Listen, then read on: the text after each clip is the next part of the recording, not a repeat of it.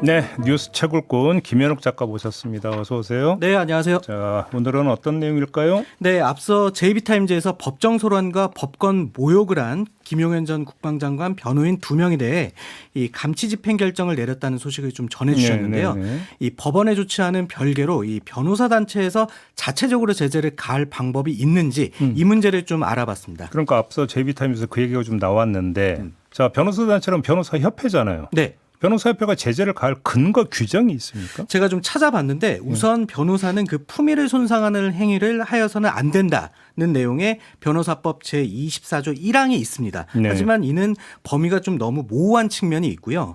다만 그 대한변협이 제정한 법조 윤리 규범인 이 변호사 윤리 장전 내의 윤리 규약에 조금 더 구체적인 내용들이 포함되어 있더라고요. 네. 그래서 이 내용들을 하나씩 좀 살펴보면 제5조 품위 유지 의무, 변호사는 품위를 유지하고 명예를 손상하는 행위를 하지 아니한다. 그리고 제35조 사법권의 존중 및 적법 절차 실현.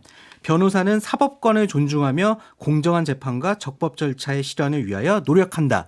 이러한 내용이 들어 있더라고요. 이게 딱 직결되는 조항 같은데요. 네네.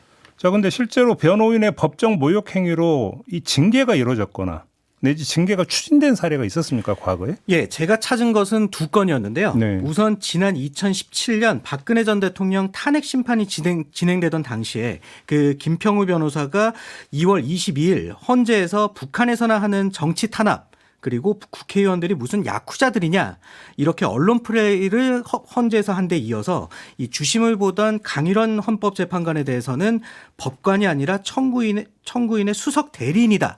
이렇게 공개적으로 얘기해 논란이 크게 일었습니다. 그래요? 네. 재판정에서 이렇게 얘기를 한 거예요? 그렇습니다. 예. 그래서 당시 대한변협이 2017년 3월 13일 상임위원회를 열고 찬성 16표, 반대 6표로 이 김평우 변호사를 변호사의 의무인 품위유지 위반건으로 징계위원회에 회부했고요. 네. 그리고 사실관계 조사까지 벌였습니다만 그 이후에는 어찌된 일인지 감감무소식이더라고요. 징계 결정이 이렇게 나왔다는 소식이 없습니까? 네네. 그리고 제가 참고로 알아보니까 김평우 변호사는 변협 회장 출신입니다. 네. 네.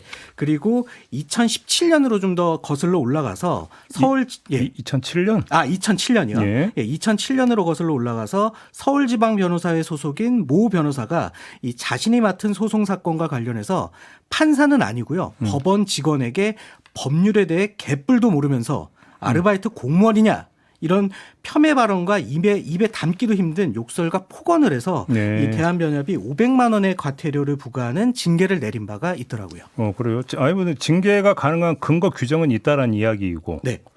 그러면 징계 절차는 어떻게 진행이 되는데요? 예, 제가 좀 찾아보니까 이 지방변호사회에서 1차적으로 이 징계 대상이 되는지를 판단해 대한변협으로 올리는 것이 일반적이라고 합니다. 네네네. 네. 근데 다만 이 사안에 따라서는 지방변호사회를 거치지 않고 바로 대한변협에서 징계를 논의하는 경우도 있다고 하고요. 예. 예. 이러면 별도로 징계 요구권에 대한 조사위원이 지정이 되고 그에 대해 조사도 하고 당사자가 소명서도 제출한 이후에 이 징계위원회가 구성돼 징계 여부와 수위를 결정하게 됩니다. 예, 그렇게 된 뒤에 법무부의 결과가 보고되면 법무부가 최종 결정하는 방식인 것으로 확인이 됐습니다. 아무튼 이거 이제 그 규정상 정해져 있는 절차고. 네네. 자, 그러면 이번 건에 대해서 대한변협이 이 절차를 밟을 것이냐 안 밟을 것이냐 이게 관심사인데 혹시 대한변협 취재는 좀 해보셨어요? 예, 어제 제가 그 대한변협 공보팀을 통해서 공식 입장을 들어봤거든요. 예. 이 변호사들의 법정 소란과 난동과 관련한 이 변협 차원의 입장은 현재까지는 구체적인 입장을 낼 계획은 없다. 이렇게 이야기를 하더라고요. 이게 공식 입장이에요? 예. 왜냐하면 이 문제에 대해서 변호사 회원들 사이에서도 도를 넘었다는 의견이 있고 반대로 변호인의 조력권이 침해됐다고 보는 의견이 맞서는 상황이다.